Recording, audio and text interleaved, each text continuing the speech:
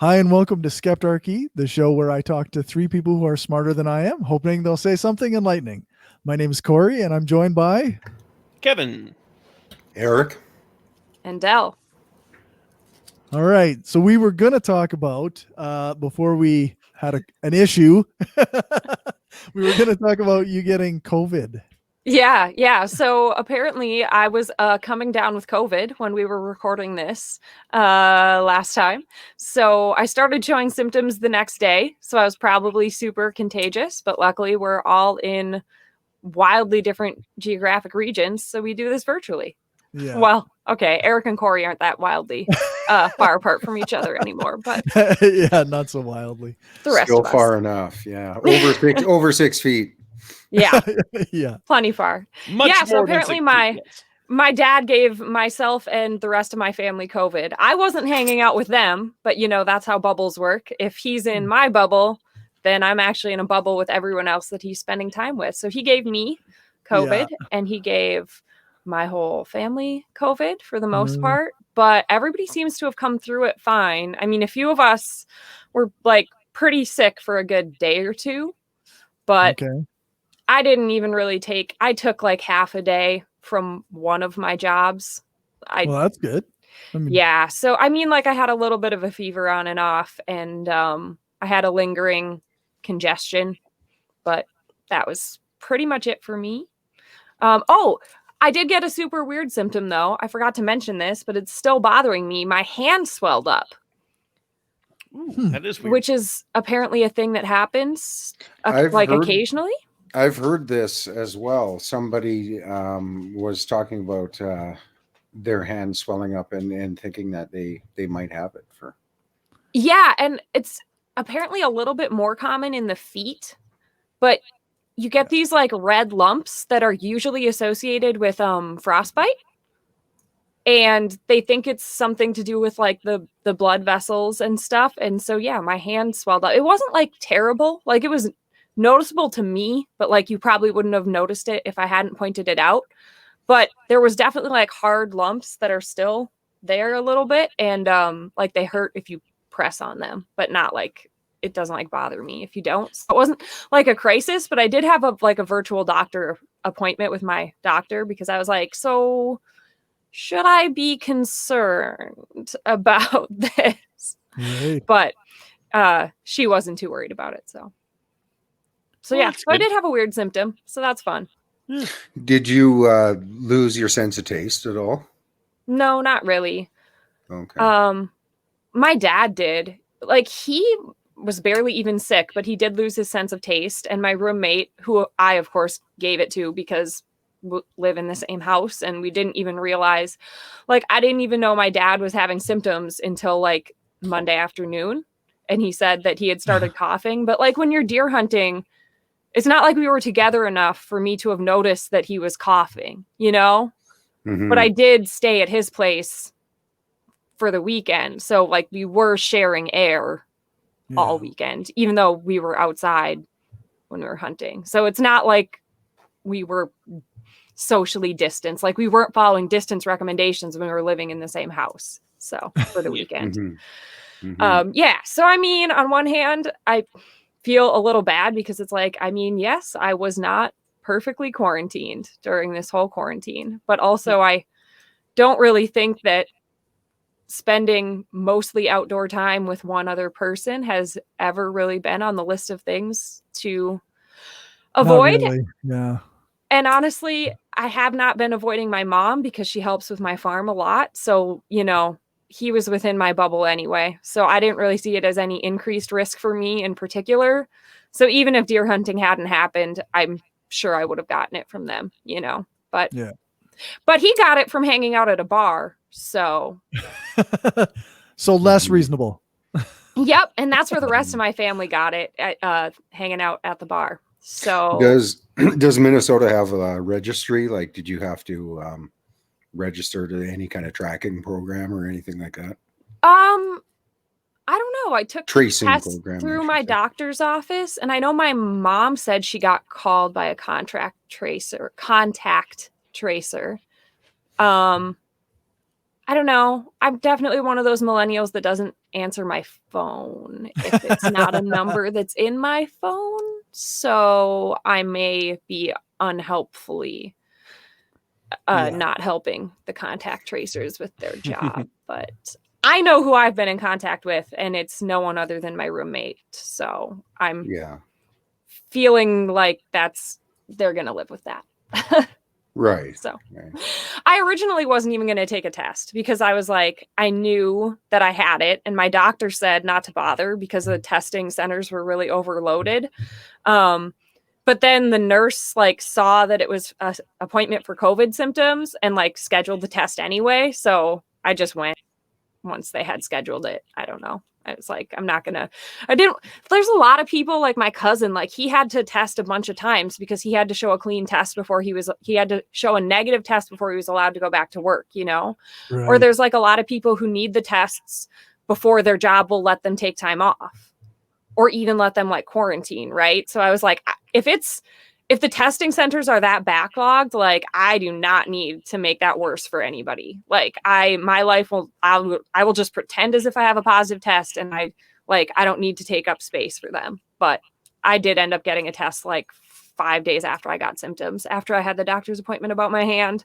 So, and it was positive. So, oh well.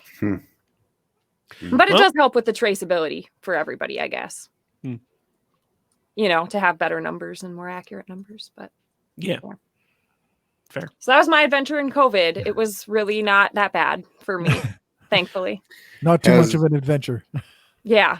Does anybody know if they've found out anything more about like antibodies, if you can, not get it again? Or so there have definitely been confirmed situations where people who had COVID then tested negative and then later caught it again. So it is possible.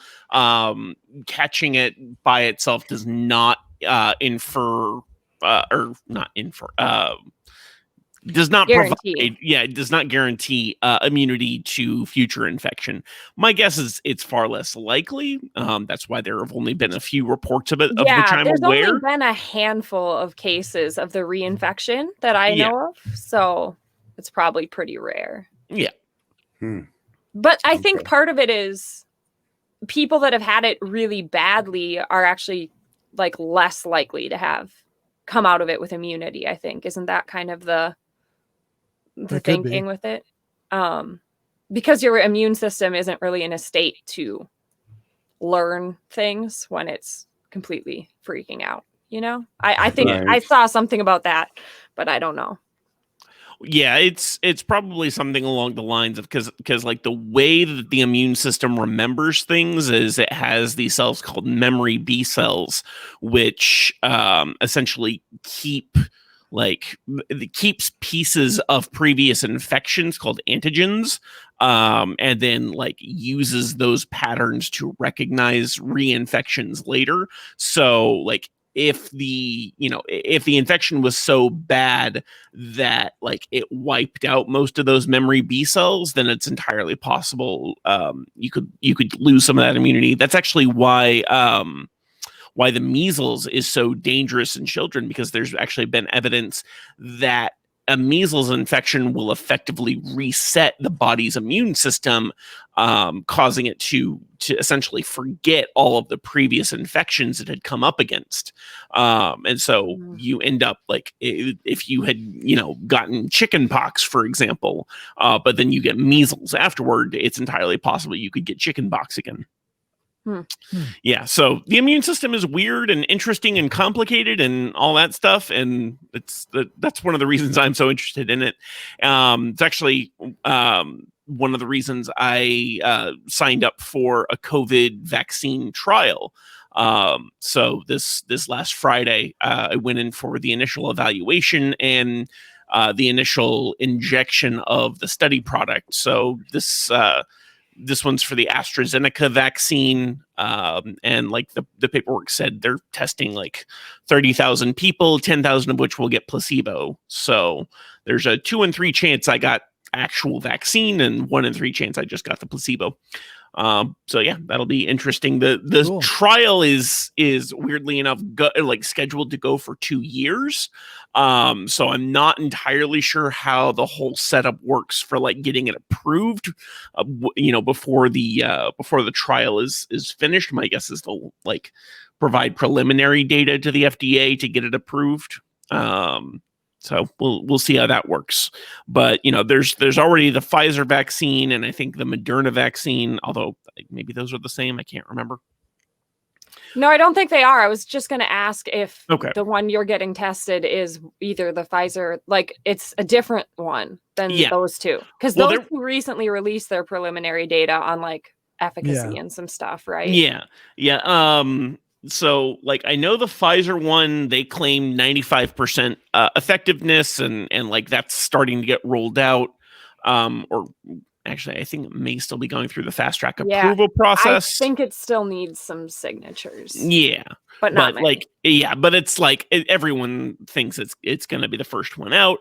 Although that one has some of the most difficult logistical challenges because of how cold that vaccine has to be kept before administration. So that's another concern by itself. And then I think Moderna came out with one. I don't really know anything about it. But yeah, this one is AstraZeneca, and they're still working on getting the data they need to get those approvals. In fact, I think when I was talking to the study staff, they actually said the number had been bumped to 40,000 from 30 just to try and get that data more quickly. Is it an mRNA vaccine similar to the other ones? Yeah, so I don't remember the exact method of delivery in the Pfizer vaccine, and like I said, I don't really know anything about the Moderna one. But the I asked the study people about it, and they kind of described it to me. So the AstraZeneca vaccine is using a modified adenovirus from, I want to say, I think they said it was from cattle. I can't remember. Anyways, from a non-human animal. And essentially what they do is they genetically essentially reprogram this virus so that when it infects your cells, instead of reproducing itself, it reproduces pieces of the COVID vaccine or of the COVID virus. So it doesn't create a full COVID virus, but it does recreate certain protein markers and things like that your immune system can pick up and react to and then store, so that if you actually do get infected, your cells will have a better chance of fighting it off before it becomes serious. So that's it's classified as a modified live then? Do you know? Because there's there's killed vaccines and there's modified live vaccines, and just from my cattle experience. this is kind of a little bit different from either of those. So a killed vaccine uses they actually grow the virus itself and then kill it off. And so all you're getting is like pieces of the virus injected into you. Then you have modified live vaccines, which use pieces of the same virus but attenuated in another animal. So like the flu vaccine, the reason that so many people have trouble getting the flu vaccine is because it's they use chicken eggs, and the chicken eggs are specifically used for the virus to replicate. But because it's replicating in non-human cells, it's less effective at infecting our cells. But it's still similar enough in structure that our immune system can recognize the pieces and use that to fight off the actual virus, the actual human virus, if it should infect you.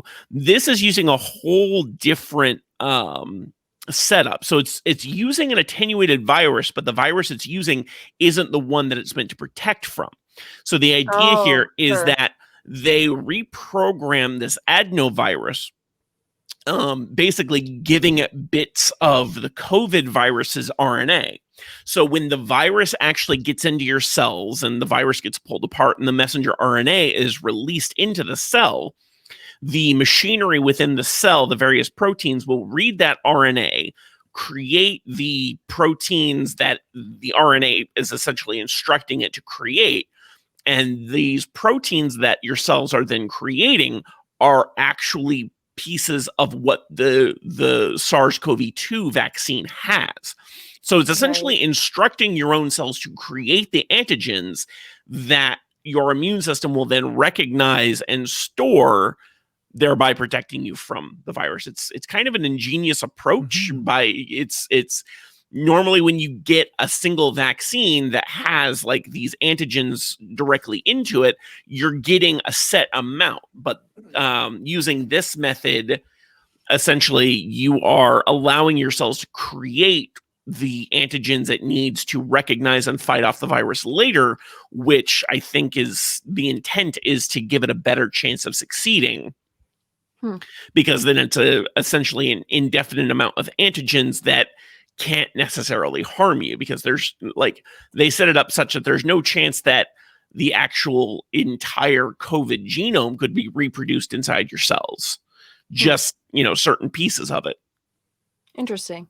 Yeah. Yeah, I know with cattle, modified live are just kind of a pain compared to killed, because there's a risk of abortion, there's a risk of a fever, they're a much bigger pain to store because you have to like keep them in two separate pieces and then rehydrate them together right before you give them, and then you're kind of on a time schedule, whereas like killed are just like, I don't have to worry about, you know, is this cow pregnant or not pregnant, or storage, or I don't know. It's just modified live or just a pain. Yeah, modified live is much trickier, just on the fact that it's literally infecting your cattle with a virus. Like you're intentionally doing this, and the intent being that it will, you know, if they get sick, it will be a milder case than if they had, you know, gotten the wild type of the virus. But like you said, if they're pregnant or, you know, have other health conditions, it could be just as deadly to them. So yeah, no, I just gave, and there's really only like 2 vaccines I have to give because they combine so many together. So I just gave a 10-way modified live and a 5-way killed this weekend, and I was definitely like, I'm sitting there and I've got to go through my lists and who can get this modified live and who can't, and it's a pain. Yeah. I wish they were all killed. That would be nice, but obviously there's reasons we can't do that. So yeah, usually because the like the killed vaccine, the pieces of it won't stay viable long enough for it to actually trigger an immune reaction. Yeah. Anyway, well, that was a fascinating biology lesson. Eric, you're on mute again. Oh, no wonder. Muted myself again. I was just curious, Kevin, as to how you found out about the vaccine trial, and is that kind of a thing that's in bigger cities only, or? Yeah, so this particular trial was running through. So I live near Boston. In Boston, we have a health provider called Fenway Health. They specifically cater to the trans, LGBT, substance user, you know, basically all the various vulnerable populations' health needs for the city and the greater Boston area. And so my spouse, who is non-binary, goes to them for their healthcare, and they're constantly running these vaccines, or these vaccine trials. And so my spouse actually a couple of years ago enrolled in an HIV vaccine study that actually just recently got unblinded, and they found out they actually did get vaccine product when they were in that study. So interestingly enough, they are. Wait, so how long did they have to wait to find out if they actually did get the vaccine during the study? A couple of years. Wow. Yeah. It's inconvenient. Inconvenient, but is needed for the, like, The blinding. Technically speaking, you can request to find out at any time and they can look it up. But if you do so before the end of the trial, usually that means they'll have to have to remove your data from the study result, because they want to keep that blinded until the very end. But yeah, they were in an HIV vaccine trial, and now they have what's known as VISP, or vaccine-induced seropositive. Essentially, if they do a standard HIV test, which tests for HIV antibodies rather than the virus itself, they will end up testing positive because they have this induced seropositivity. So in order to get tested, they have to do a special test. But that also means that they now get free HIV testing for life if they need it, which, they don't, but it's still interesting to get. But yeah, it's through that they found out about the study, and they told me about it, and we both enrolled. And so, we're actually both in this trial. Which is interesting because I don't really get out of the house much these days. I work primarily from home. I'll go to the grocery store and go out and do errands every once in a while. However, they have a job that has them out of the house most of the day, driving around to different parts of the city and interacting with lots of people. So both of us having it is an interesting thing because, depending on the difference, if we are in different control groups or just different groups rather, then we may end up with different results on this. Yeah. Well, if nothing else, you got some of that sweet placebo running through your veins, and according to some people, that's pretty effective. Right? Yes, that sweet saline solution running through my veins. Yeah. But yeah, we'll see how this goes, and in a couple of years, I will get to know. There's lots of follow-ups between now and then, though. So like this Wednesday, they'll give me a call as like a follow-up to the injection to check for symptoms or anything like that. And then I go in about a month to get a booster of whatever it is I got the first time. So either more vaccine or more saline. And then there will be various phone follow-ups and in-person visits over the next 2 years. And so if I go through all of these hoops, I will end up with a total of $1,500 on a prepaid card that they gave me. So that's kind of cool. Wow. Yeah. That's nice. Awesome. It's a little gravy. A lot of Yeah. hoops, Yeah. but Yeah, a lot of hoops, but I'm in it for the science. I understand exactly. this stuff takes time to do right, and we definitely want it done right. So. And now I can be one of the people that, like, if people start going off about this COVID vaccine, I'm like, I was in the trial. Shut the fuck up. Right, bravo. You have that. I was right literally now. in the trial. You definitely. That just means you're part of the conspiracy, man. Oh yeah, obviously. And by I proxy was now paid I for can. it. And we can also say, I know a guy. You So know a thank guy you. who was Thank in the you, trial. Kevin. There you go. Yeah. There you go. Right. I know a guy who's part of the conspiracy. Yep. Yeah.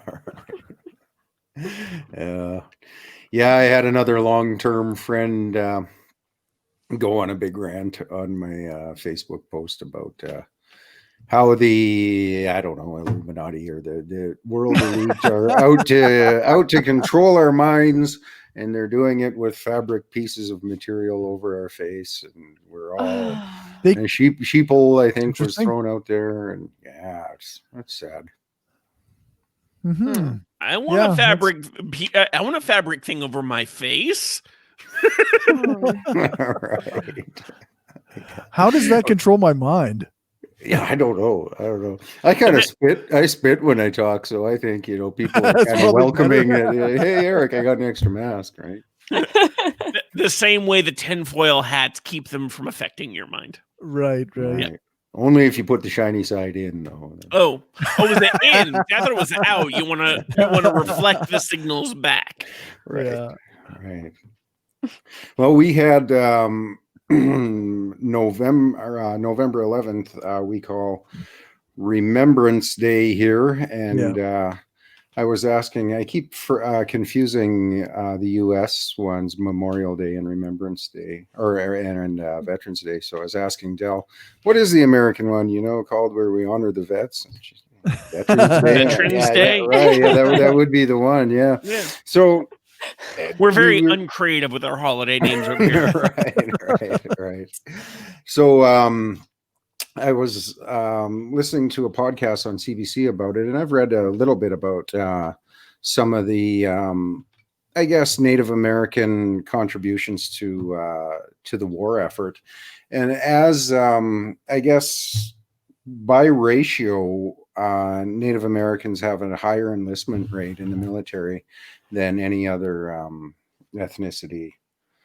So, and I listened to a thing about why that is, and one thing I found was really kind of poignant. The guy said that he was fighting at the time. He felt like he was fighting the communists, so that he didn't want people to have to go through what he did in the residential schools. And having been one of the people that was relocated onto a reserve, and then later forced into the schools. Right? He's like, well, we knew what it was like, and we didn't want other people to do that. So it was pretty wild. So, anyways, they went around. A guy that his parents were missionaries, and they had worked on a Navajo reservation, and so he had kind of grown up there, and he ended up working with the Marine Corps as a code guy, a code creator, and it was his idea. He was non-indigenous as far as I could tell, and he was like, hey, if this Navajo language is very, very complex, way more probably than a lot of people give it credit for, and if we can use this on the battlefield. So anyways, they took 3,000 young Navajo men, of course, at the time, and basically weeded them down to about 300 guys that showed promise for this, and turned them into the Code Talkers. And it was really neat. They talked about how they had different words for things like hummingbird for a helicopter and things like that, and so it was completely uncrackable by the expert Japanese forces that prior to that had just chewed through all the codes and would be waiting in ambush for these forces. So they managed to do that, and they were highly honored by it. But of course, another thing these vets talked about was how when they're in the foxholes, they were equals. When they're out there fighting, they were 100% equal brothers, all that kind of thing. And then when they came home, a lot of the vets at the time, if they were going to talk about the traumatic things that happened to them in the war, it was, there wasn't as much access to counseling, of course, and stuff. So they would go to the Legion halls. I don't know if it's called a Legion in America. It's kind of like a, the American Legion is what it's called. American Legion, same idea. So they'd go there and, hang out with their veteran friends, and they could talk about what they experienced in the war. And they interviewed the I can't remember his name now. I can put it in the notes though, but he talked about going there, putting on his uniform and going to the Legion Hall to meet up with the guys from his regiment or whatever, and basically getting turned back at the door. It's different now. You're back on U.S. soil, where natives aren't allowed in bars. So he had to deal with a lot of this stuff. And then on top of that, the government told these guys, you cannot under any circumstances talk about anything you learned or anything you did while you were in the Marine Corps. So when these guys went to go get jobs, they basically, I don't even know if they could say they were in the military. I don't know how secretive it was, but they couldn't talk about what they had done at all, and so a lot of these guys were unable to get employment. And there was just other unfairnesses that happened to these guys when they got back. And I think a lot of similar things happened to African American vets as well, where a lot of people were denied the GI loans or the mortgages and for sure, like that, right? So I feel like a lot of those World War II vets fought for their country, and then when they came home, the country was unwilling to fight for them, right? So definitely. It was interesting. So I learned about that, and then I went and created a couple signs and spent some time at the legislative building in Regina. Not so much at the building because there wasn't as many people there, but kind of off on the main strip there, Albert Street. And one of my signs said "Justice for Dahlia Coffee," and she is a young African Canadian girl from Calgary who was undeniably, unquestionably on footage having her face slammed into a steel counter while after having been handcuffed and what looks like groped by this officer. So he did that to her, and in my mind it's undeniable. So I had a justice for Dahlia Coffee, and then I had a justice for Joyce Echaquan. And Joyce Echaquan was Native woman who was Indigenous woman who was in the hospital suffering from complications of, I can't remember what it was, might have been diabetes, don't quote me on that. Anyways, she was dying in there basically, and while she was doing this, she Facebook lived the nurses in charge, calling her down on race, saying that she was only good for sex and that the government was paying for her hospital visits anyway, and other barbaric things like that. And Joyce eventually did die. They fired these two nurses, and this policeman is up on administrative leave, I think. And I just feel like the unemployment line, where many of us are simply due to a virus, isn't just punishment for what these people are doing. It should be a lot worse than just losing your job.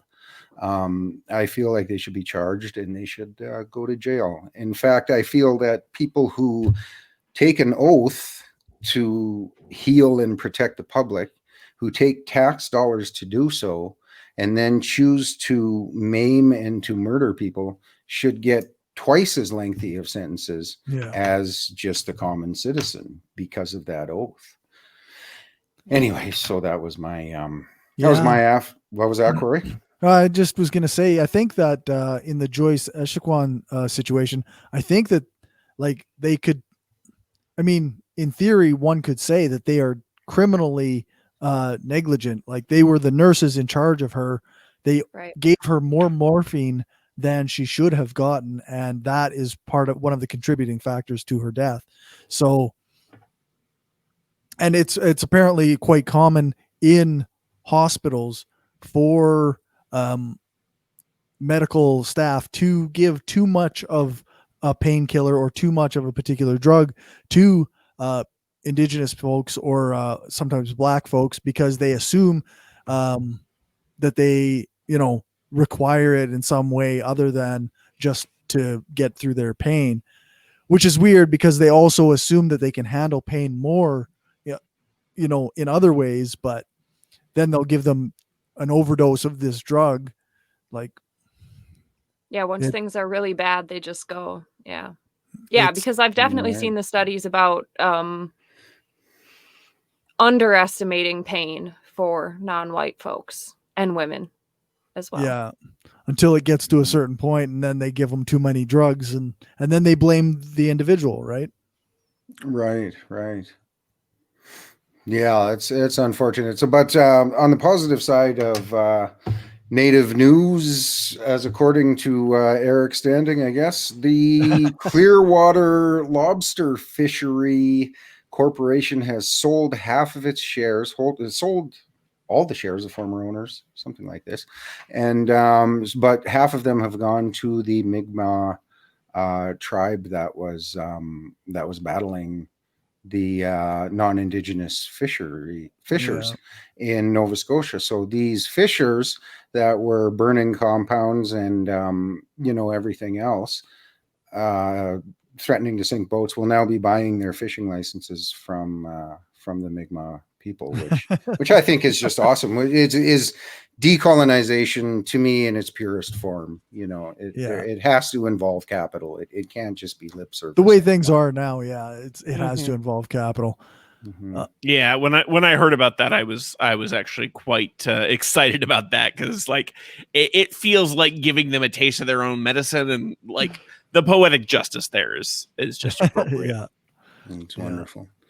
And you were talking about decolonization in Yeah, I've your- been trying to learn a little bit about it, because it seems like there's, depending on who you ask, there's different ways of looking at it. I know that there's definitely individuals like, what is it, 1492 Landback Lane. That could be totally the wrong numbers, but they're talking about like decolonization because there's an attempt at development in this area that they have typically resided in, and they're fighting with the city and they're fighting with the province, and it's so I've heard people talk about decolonization in a number of ways, one of which is that colonizers just got to get the fuck out of here. And I can't blame them. Like I can't say that that's incorrect. As long as people who are of the colonizer class are here, are we not enforcing our identity, our colonization, our culture onto people who didn't ask for it? And I don't know if that's necessarily the right move, but I'm finding myself very sympathetic to it. Yeah, I've never thought about that whole, kind of approach, but I mean, I guess what I would like to see is kind of renegotiation of treaty contracts and just a whole re-evaluation of settler indigenous relations, like Yeah. maybe don't send the most warlike people in to to decide everyone's fate, right? Yeah, I know. Like one of the guys, there was some people talking about that. Like we need to actually renegotiate and reevaluate this whole treaty system that is the way it is. But then Canada and America have never honored any of these treaties anyway. That's what I was about to say. If we just went back to the treaties that we'd already signed with them, wouldn't they be in about 1,000 times better? Like they would have way more land ownership, because we just walked all over the treaties we did sign. Exactly. So, That's true. You guys are saying we don't need to renegotiate. We just need to honor the existing ones. Right. Yeah. Contracts. Yeah. Okay. well, that should be your starting point anyway, is to look at what you actually agreed to and say like, all right, well, if we actually just honor what we agreed to, we're going to need to give people basically just gigantic amounts of reparations. So, and adjust for inflation and stuff. So if you're going to renegotiate, have the old treaties, the treaties that are technically still in existence be your starting point, and start from there. Yeah. The guest I had on my other show, they mentioned like that you cannot separate colonization from capitalism. So the whole concept of decolonization has to be an anti-capitalist project. So we have to be trying to redistribute like private property and wealth and resources in such a way that is equitable for everybody. And they included colonizers as well as colonized peoples. so they weren't on the boat where they just send every white person home. Right. But yeah, so it's an interesting concept though. So right. Honestly, at this point, a lot of us would just be in a better state if they just sent me back to Germany or whatever. I'll take the healthcare, and the education system. All the countries other than where you are better anyway. I can even kind of speak German, so like I'd be fine. I should probably just leave. I'm kind of screwed because they'd have to chop me in half and send half to Norway. Yeah, I don't know if I agree with that theory. That would be a problem. Right.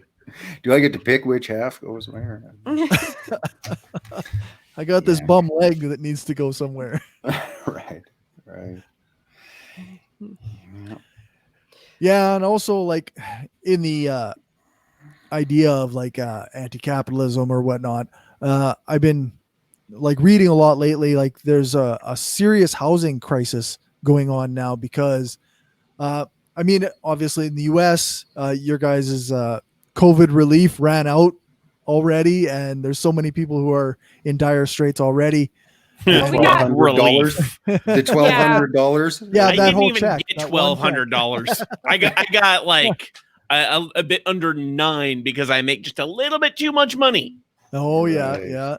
yeah. Like we had an actual like almost an attempt at UBI, but there are some conditions, right? If you were on like social assistance from your province, then the province, when you were on CERB, they could claw back the money they gave you. So if you were, if it comes with conditions, it's not universal. Yeah, And we're exactly. talking about universal basic income, right? Yeah, well, it wasn't technically a universal, and apparently the fact that provinces run one thing and the federal government ran the other thing means that this is all fine. But yeah, there's a lot of people with disabilities. There's a lot of people who were on social assistance. There's who are in real trouble now because they're being evicted, and I mean it's happening all over Canada. But in Saskatchewan, since August, there's been 1,000 filings for eviction with the office that sends a sheriff to do the evicting. So add that to whatever number of people moved out of their houses without a fight. Yeah. And then, I mean, multiply that by 50 times, and that's what you have in like Toronto and Ontario. And like, so there's a lot of, I don't know. So I've been really thinking a lot about what's wrong with our society that we aren't committed to this universal housing project. Like we really, like we know, even if you want to be like a hardcore capitalist, we know that homelessness and poverty cost more money for the country and for society than giving people homes and giving them like the means to stay alive. Absolutely. Because you're factoring in homeless shelters, ambulance rides, hospital visits, you know. Yeah, crime rates, because a lot of crime is poverty related. Like so in Canada, it costs $115,000 a year for a federal inmate. And so why are we not at least giving them half that so they can have somewhere to live? Like it just seems so obvious. I don't know. Yeah, Right. that was one of the biggest things that kind of, well, one of the key points that led me away from libertarianism was the talk about drug testing for welfare payments. Right. Because all of the data showed that you would spend significantly more money by implementing this drug testing than you would save by kicking the people off that tested positive, regardless of the morals of whether or not that's the right thing to do, which also to me seemed obviously unhelpful. Yep. But I was like, it's literally more expensive to implement this. And that's really when I saw the hypocrisy of kind of what I thought that libertarianism was about. You know, this is like 12 years ago or more now, right? And it's the same type of concept, right? It's like if you were actually fiscal conservatives, you would understand why it's literally cheaper to give people housing. Same thing with like I've had this argument with conservatives about, I think, like clean injection sites for drug users, right? Like we will spend significantly less money if we help people in these various ways, right? Housing or, you know, clean drug injection sites or, you know, free methadone, whatever it is, right? It's like, if you're actually fiscally conservative and that's actually what you're worried about, this is a no-brainer. Like so obvious that you're either lying to yourself or lying to me if you think that if you oppose any of these things and claim to be a fiscal conservative, you know? Yeah. Yeah. Mhm. It's just baffling. Like, and actually we just had a bill that was brought forward to tax the 1%, or tax income earners over $20 million a year by 1% more. And this is another thing that if you do this, I mean, fiscal conservatives should be in favor of this because it's a small tax on people who can readily afford it, and it pays for all the programs that they're concerned with us paying for. But they don't fucking they don't want to do that because it doesn't serve their buddies' interests or whatever, right? Of Mhm. course not. I So was just looking at the eviction numbers from the US. They're kind of just Oof. in September there was over 10,000. So little depressing. Well, and you got to know it's hitting in the suburbs too, right? So therefore, it's a real problem now. You know, yeah. when it's not to be all about class warfare, but when it's in the trailers and places like that, it's not a big of an issue. But when people are Right. starting to default on $500,000 home payments, we got to do something about this. Yeah, then people care. Yeah. Mhm. Mhm. Hopefully we can get some kind of program. There's a town here in Saskatchewan. Is it Swift Current, Cory? Do you know about this? Where I do they've not. basically said, okay, homeless people, we're going to build you all houses. I Oh, believe that it is could- Swift Current. It's probably just the that could- next town over from me with a strange name. So I'll Yeah, I'll that's right. research that and I'll tell you guys about it for sure. For sure. Yeah, I know that there are like programs that have gone on throughout Canada, usually just small programs here or there, where they give houses to homeless people, and they find out, well, once you have a house, you can get a job. Once you have a house, You can get ID. you can get ID. Yeah. Right. Yeah. Suddenly, all of so many of your problems are fixed. Like, Right. Right. Yeah, it's and the interesting thing about that is that in most places you don't even have to build new houses to get everyone a house. yeah, You can just there are tons of empty houses sitting there in waiting for a landlord to rent it out or a bank to sell it, but until then it's just sitting empty, no one's living there. You could easily give that to a homeless person or family, and suddenly they have a house and they can start to participate in society again. How about that? But who gets the money, Kevin? That's an important question. Yep, and that's always what it's about. Who gets the money? Right. Well, I can Who assure you, gets it? Yeah. now that I'm a wildly successful billionaire podcast host, that I will pay my fair amount of taxes. The first one ever.